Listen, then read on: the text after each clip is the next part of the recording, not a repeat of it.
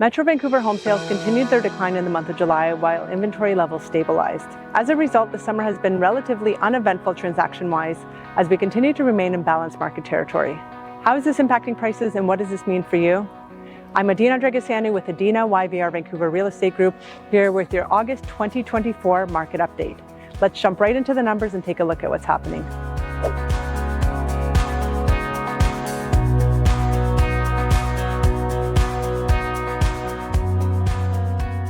Let's start off looking at sales. In the month of July, we had just over 2,300 home sales in our region. This is down 3.5% relative to July, and it's down 5% relative to this time last year. Relative to the 10-year sales average for the month of July, we're down about 17.5%. And even though we finally started seeing mortgage rates declining, this hasn't had a significant impact on buyer demand yet. Looking at this by property type, we see that sales of detached homes are actually up 1% relative to July last year, whereas sales of attached townhomes are down 6% relative to this time last year, and sales of condo apartments are down 7% relative to this time last year.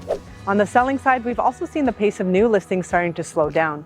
In the month of July, we had just under 5,600 homes newly listed for sale on the MLS. This is a decline of 2% relative to the month of June, yet it's up 20% relative to this time last year, and it's up almost 13% above the 10-year sales average.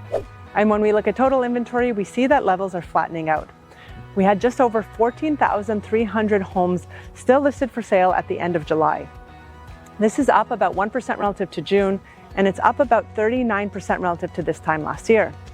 Relative to the 10-year sales average for the month of July, we're up about 21.5%. To understand what direction prices are headed, we want to look at our sales to active listings ratio. And simply put, this is looking at the number of sales in a given month divided by the total listings left over at the end of that month. And this ratio shows us if prices are on their way up or down. When this ratio is above 21% for a sustained period of time, we're in seller's market territory and prices are typically on their way up. And when this ratio is below 12% for a sustained period of time, we're typically in buyer's market territory and prices are on their way down. Anything in between is considered balanced market territory. Right now, our market is sitting at 16.9%, so we're right in balanced market territory. This is down slightly relative to June. It's down about 0.8%, and it's been on a downward decline since its peak in March when it was at 23.8%. Looking at this by property type, we see that the ratio is 12.8% for detached homes, so right on the cusp of buyer's market territory. For attached townhomes and duplexes, we're currently at 20%, so we're right on the cusp of seller's market territory. And for condo apartments, we're at 19.3%, so we're on the high end of a balanced market headed towards seller's market territory. So overall, our market seems to be in very healthy territory where we can expect prices to flatten out. So let's take a look at prices. The HPI composite benchmark price for all property types is currently $1,197,700. This is down just 0.8% relative to June, and it's also 0.8% below this time last year. Looking at this by property type, we see that the HPI benchmark price for detached homes is currently $2,049,000. This represents a decrease of 0.6% relative to June, and it's still up 2.1% relative to this time last year. For attached townhomes and duplexes, the HPI benchmark price is currently $1,124,700. This represents a decrease of 1.2% relative to June, yet it's still up 1.4% relative to July last year. And for condo apartments, the HPI benchmark price is currently $768,200, and this represents a decrease of 0.7% relative to June, and it's down just 0.3% relative to July last year. So what does this mean for you if you're looking to buy or sell?